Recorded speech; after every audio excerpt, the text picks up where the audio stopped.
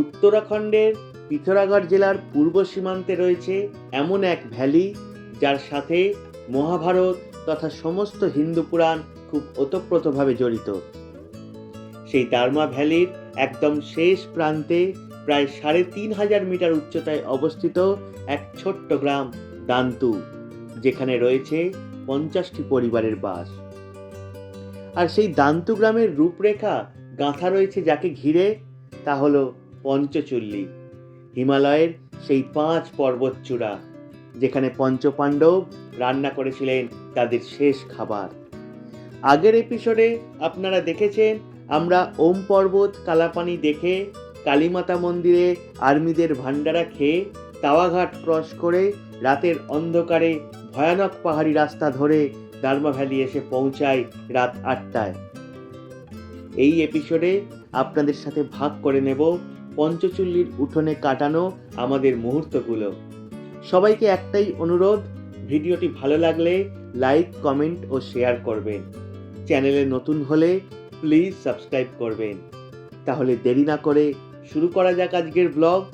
সবার আগে আমি অভি, আর সবাইকে জানাই welcome to my channel Abhi ও অভিযাত্রী। Good morning. আজকে হচ্ছে 2 অক্টোবর, এখন বাজে ভোর 5:15, আর আমি দাঁড়িয়ে আছি একদম পঞ্চচুল্লির সামনে। এই দেখুন, এখনো অবধি সূর্যালোক ফোটেনি, আর পঞ্চচুল্লি যেটুকু আভাটা দেখা যায় ওই আভাতেই রয়েছে। এখনো আকাশে রয়েছে অনেক তারা। মুহূর্তে মুহূর্তে রং বদলাচ্ছে আকাশ, এক একটা পলকে ফর্সা হচ্ছে পঞ্চচুল্লি। মনের মধ্যে এক অদ্ভুত আনন্দ তখন। প্রতিটা দিনের শুরু যেন নতুন কিছু রচনা করে যায়, আর হিমালয়কে সাক্ষী রেখে সূর্যোদয় দেখার মধ্যে যেন আলাদাই এক তৃপ্তি। বাঁদিক থেকে প্রথমে আসে পঞ্চচুল্লি 5, যার উচ্চতা 6437 মিটার। তার পাশে পঞ্চচুল্লি 4, 6334 মিটার। তারপর আসে পঞ্চচুল্লি 3, 6312 মিটার। আর তারও ডান দিকে পঞ্চচুল্লি 2, 6904 মিটার, যার উচ্চতা এই 5টা পিকের মধ্যে সব থেকে বেশি।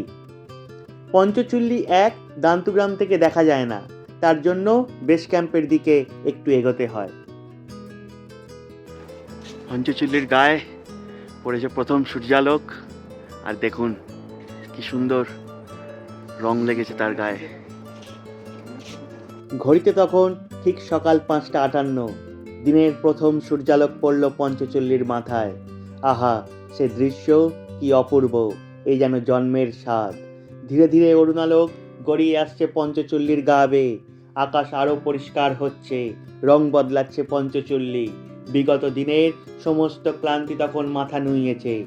চোখের সামনে যেন ঘটে চলেছে এক অদ্ভুত খেলা, আর তা আমরা তাড়িয়ে তাড়িয়ে উপভোগ করছি।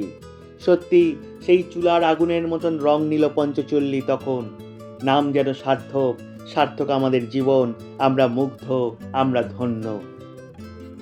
এখন বাজে সকাল 7:30, আর পঞ্চচুল্লি পুরো একদম সূর্যের আলো মেখে একদম রেডি হয়ে আছে। আর এদিকে তো মেঘ উঠতে শুরু করে দিয়েছে ধোঁয়ার হয়ে। আপাতত এই হচ্ছে এই মুহূর্তের সৌন্দর্য পুরো চারিদিকের দান্তুগ্রামের। এদিকে সূর্যের রশ্মি প্রতিফলিত হয়ে পড়ছে পাহাড়ের গায়ে ধাক্কা খেয়ে। বেশ অপরূপ একটা মুগ্ধতা চারিদিকে যেন ছড়িয়ে পড়েছে। তবে কপাল খারাপ একটাই, মায়ের শরীর খারাপের জন্য আমরা পঞ্চচুল্লি বেস ক্যাম্প বা 0 পয়েন্টটা করতে পারলাম না। তবে যা জিনিস পাহাড়ে ছেড়ে রাখা যায় তা আবার ফিরে পাওয়া যায়। দেখা যাক, হয়তো আবার কোনো দিনও পঞ্চচুল্লির সামনে আবার আসা যাবে, তখন হয়তো বেস ক্যাম্প 0 পয়েন্ট আবার ট্রেক করা যাবে। এই হচ্ছে পঞ্চচুল্লি সামনে। পঞ্চচুল্লির মধ্যে 4টে পিক আমরা দেখতে পাচ্ছি।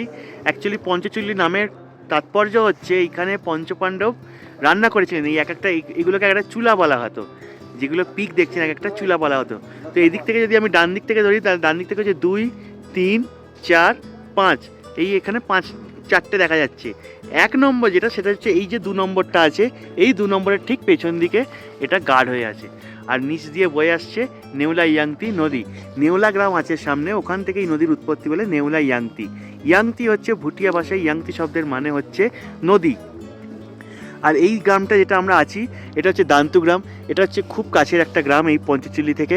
এদিক থেকে বেস ক্যাম্পের ট্রেক করা যায়। আমরা ফার্স্টে ভেবেছিলাম করব, কিন্তু পরে আমরা মায়ের শরীর খারাপের জন্য আর করতে পারছি না। তো এই যে রাস্তাটা দেখছেন, এই রাস্তা ধরে গিয়ে এই জঙ্গল দিয়ে গিয়ে পঞ্চচল্লি বেস ক্যাম্পে ট্রেক হয়। ওখান থেকে আরও কিছুটা গিয়ে 0 পয়েন্ট ট্রেক হয়। এই 0 পয়েন্ট অবধি অনেকেই যায়। আর পঞ্চচল্লি দেখুন সামনে দিয়ে যে বরফের রাশি নেমে এসছে, ওটাই হচ্ছে একটা গ্লেশিয়ার। আর এই দিকে রাস্তা চলে গেছে দান্তু গ্রাম হয়ে আরও চলে যাচ্ছে। এটা হচ্ছে পুরোটাই হচ্ছে দার্মা ভ্যালি। এই দার্মা ভ্যালির মধ্যে এইটা হচ্ছে আমাদের ছোট্ট একটা হোমস্টে, এনডি হোমস্টে। এই হোমস্টেতে আমরা কালকে ছিলাম। এইখানে কিছু টেন্ট আছে, টেন্টেও অনেকে থাকে, রুম আছে। আর অনেকে আবার থাকে হচ্ছে বেস ক্যাম্পে গিয়ে টেন্ট করে থাকে। তবে আমি যতদূর জানি এখন আর বেস ক্যাম্পে থাকতে দেয় না, আগে বেস ক্যাম্পে থাকার জায়গা ছিল। আপাতত আকাশ নীল, ওয়েদার খুব ভালো। পঞ্চচল্লি সুন্দরভাবে হাসছে যেন আমাদের দিকে তাকিয়ে। मोती भाई, ये जो पंचचुल्ली है इसका क्या कहानी है, बोलो। कहानी तो बहुत लंबा है इसका। बोलो। कहानी क्या बताऊं मैं आपको, कहानी तो इतना लंबा है कि पूरा दिन ही हो जाएगा इसमें। मान्यता यह है, सबसे पहले इसमें धूप आती है, जो सूर्य की किरणें आती है, सबसे पहले इसी के ऊपर आती है। उसके बाद दर्शन लोग करने के बाद पूजा पाठ इसका करके तब जाके वापस लोग जाते हैं इसके। अच्छा। और ये गांव पहले, ये जो दांतू का गांव है वहाँ था, बहुत 100 साल से पहले, 100, 150, 200 साल से पहले हुआ। अच्छा, 200 साल से पहले दांतू ग्राम वहाँ पे था। तो ये फ्लडिंग हुआ तो पूरा गांव दब गया वहाँ पे। अच्छा। उसके बाद ही नया इधर बैठने लग गए लोग। अच्छा। अब ये यहाँ पे केवल दर्शन करता आदमी, फिर वापस साथ चले जाता है।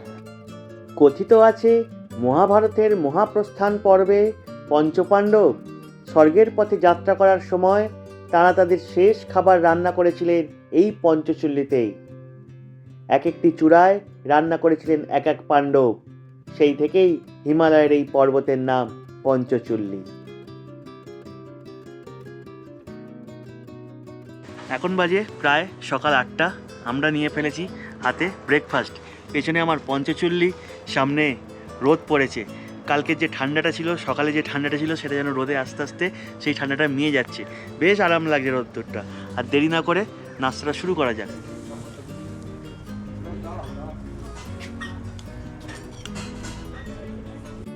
ব্রেকফাস্ট সেরেই আমরা লাগেজ তুলে নিলাম গাড়িতে। শেষবারের মতো হাত মিলিয়ে নিলাম एनडी भाई এর সাথে। ये एनडी भाई है, एनडी भाई का होम स्टे पे हम लोग थे। তো আপনারা যদি আসেন এনডি ভাই হোমস্টেতে এই দান্তু ভিলেজে থাকতে পারেন, আর এই ডাইনিংটা থেকে সুন্দরভাবে একদম পঞ্চচল্লি উপভোগ করতে পারেন। এনডি ভাই বাই, ফির মিলেঙ্গে।